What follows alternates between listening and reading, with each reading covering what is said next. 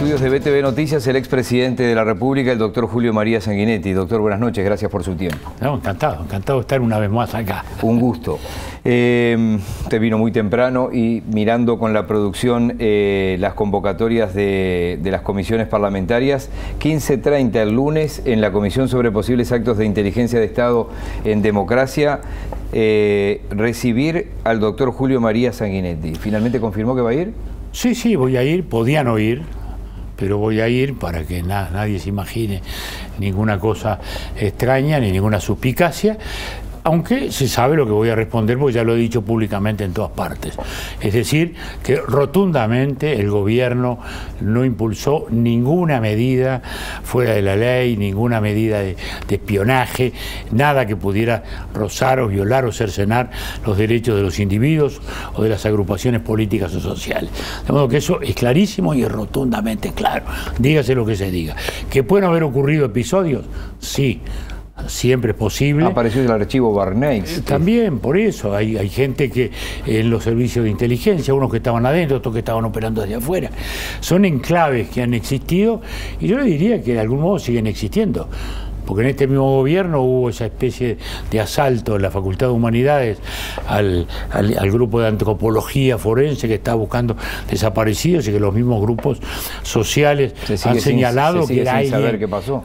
Nadie sabe, pero evidentemente está vinculado a ese tipo de espionajes de gente que no está dentro de los códigos democráticos. A mí mismo, después que salí de la... ¿Te pusieron alguna bomba en el estudio de la Ciudad Vieja? Una tremenda bomba del gobierno de la calle. Yo no iba a suponer que era el gobierno, pero sí esos enclaves que hay por allí, militares o policiales, son grupúsculos que uno no sabe cómo operan. De modo que bajo nuestro gobierno, bajo los otros gobiernos, tuve 10 años en la presidencia, pueden haber ocurrido esas cosas de las cuales uno no se entera, clandestinas e ilegales, o sea que rotundamente digo lo que he dicho siempre, es decir, el gobierno nuestro, democrático, se mantuvo dentro de la ley y nunca hizo espionaje de nadie.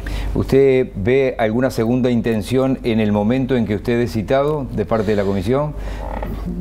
La vida me ha enseñado que lo peor es atribuir intenciones. En la vida política es muy común imaginar intenciones de los demás.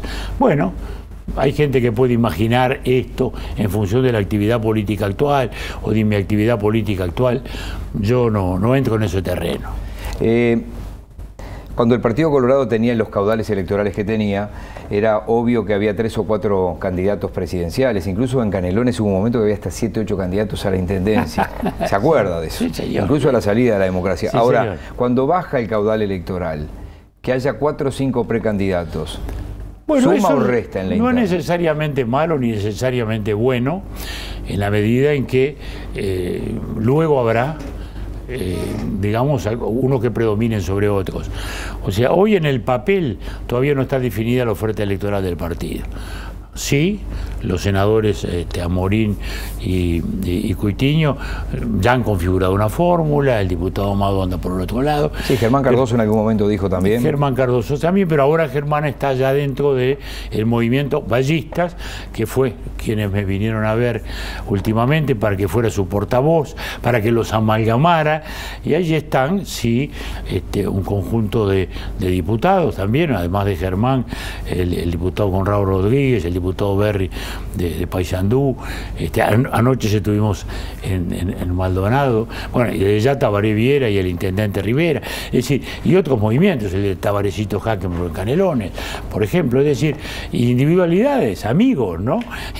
que me pidieron que estuviera en esta noble tarea, y aquí estoy embarcado en una actividad, llamémosle preelectoral, que me saca de una vida muy activa que tenía tenía en el debate de ideas, por algo he sido un frecuente visitante de ustedes, no porque estuviera ajeno de la política ni retirado, pero sí he estado en el debate, tengo mis libros con los que trabajo, con los que he estado batallando en la historia reciente, que está llena de falacias, mitos y medias verdades que he tenido que enfrentar desde ese ángulo, desde el histórico, y ese ha sido mi rol en todos estos años, y lo he hecho con mucho brío y mucha convicción.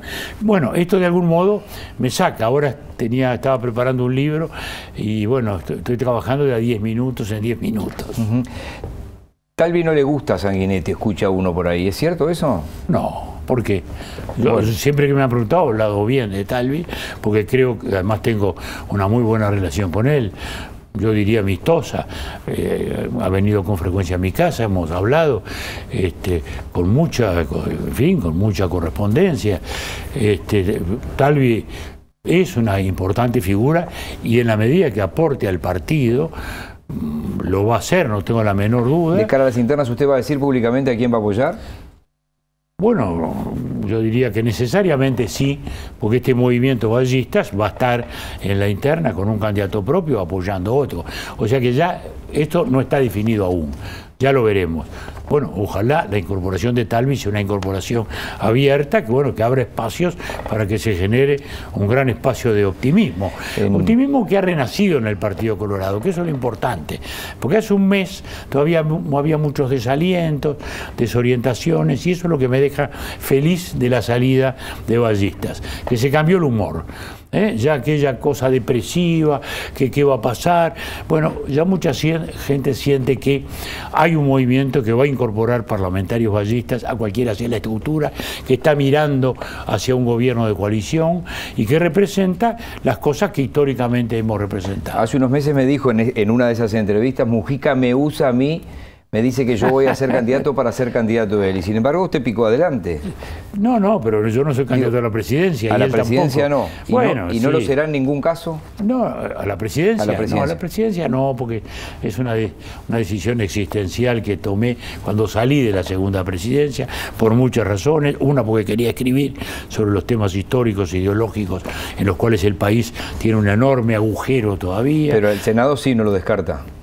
No lo deseo, no lo deseo y no lo descarto, no es contradictorio. A esta altura de mi vida, digamos, el Senado en sí no me agrega desde el punto de vista de mi vida política. Si hay necesidad de hacerlo, lo haré, como lo estoy haciendo hoy aquí, en esta pre-batalla. ¿Va a firmar lo que está las firmas que está recogiendo el senador Larrañaga? Lo he pensado. Si uno va como abogado a la letra, bueno, hay cosas que me gustan, otras que no tantas. Lo que sí respeto, entiendo, es la intención. Hay una enorme crisis de seguridad que fue negada hasta el fin de año pasado, porque nadie olvida que el ministro Bonomi en los últimos meses del año pasado nos quería convencer de que íbamos en el mejor de los caminos, que caía la rapiña, que cada vez había un poquito más de hurtos, pero no de rapiña. ¿Y qué fue la Llera? ¿La Llera fue el que pateó el tablero? ¿La Llera fue el que pateó el tablero? No, la realidad. Enero y febrero fue una matanza de todos los lados, la aparición de un narcotráfico no conocido en la historia del país, y eso puso en escena una situación muy difícil. La Llera lo que hizo fue un reconocimiento de una situación que hasta entonces se había estado negando desde el gobierno. Cuando usted dice lo he pensado, lo de Larrañaga, ¿y qué ha pensado? ¿Que sí o que no? ¿Que va a firmar o que no? No, no lo he pensado. Yo comparto la opinión. Lo que uno siempre tiene... Está más solo que uno, Larrañaga. El debate es qué es constitucional y qué no es constitucional. Y como uno alguna vez fue abogado, esas cosas a veces le pesan. El otro día me enteré que Juan Andrés Ramírez es el principal autor de lo que se escribe allí. Me lo dijo él mismo. Sí. Bueno, pero uno siempre tiene los matices y las situaciones. Lo que sí creo es que está muy bien que haga, está muy bien que se pida que el pueblo decida, está muy bien que se le reclame a un gobierno que, vuelvo a decir, está sumergido en una tremenda crisis y que no pudo enfrentar antes porque equivocaba el diagnóstico. ¿Qué enfermedad se puede curar si uno no ignora el diagnóstico? Y no se quería reconocer esta crisis brutal. Fíjese que la ley de marihuana se presentó en el 2012 como que le iba a sacar el mercado al narco. Un narco que entonces estaba, cierto fantasma había, y hoy nos encontramos con que no solo el mercado de drogas ha crecido, sino que tenemos además un narco con una violencia y una crueldad no conocida en el Uruguay. Por último, Novik le saca votos al Partido Colorado. ¿Cómo ve a Novik como candidato y metiéndose adentro de la política? Mire, más allá de la persona, que naturalmente merece todo el respeto, y de la vocación política, que también le respeto, porque todo ciudadano que quiera hacer política hoy es importante, siempre opiné que no era un buen proyecto político fragmentar los partidos.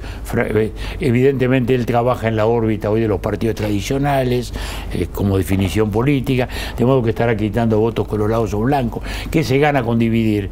Ya tenemos el ejemplo de España, el ejemplo de Italia. Se van fragmentando los partidos, después todo se hace más difícil de gobernar. Entonces el proyecto político es lo que nunca me gustó. ¿Gritó el gol hoy de mañana? Sí, naturalmente. ¿Cómo no vamos a gritar? Si lo habremos gritado, porque además sufrimos más de lo que se esperaba. Sí, totalmente. Yo creo que había un poquito también de cierto triunfalismo que nos entra en el momento previo a estas definiciones, porque uno asume que es pan comido este o el otro. Egipto jugó bastante bien, con algunas falencias, algunas ingenuidades, pero nos hizo un buen partido sin su mejor jugador. Estaba muy bien, nos cortó los circuitos, nuestro mediocampo no pudo generar lo que se esperaba, pero bueno, en fin, no me pongo ahora de técnico. Lo que sí digo que fue un partido interesante, que precedió a uno apasionante, que fue el de España y Portugal, que es un partido decisivo para nosotros, sí, porque uno nos vamos a enfrentar a uno de ellos. Y hasta ahora todo el mundo decía, bueno, ojalá no esté que Portugal, ahora no está tan claro. Doctor, muchísimas gracias. Gracias a usted.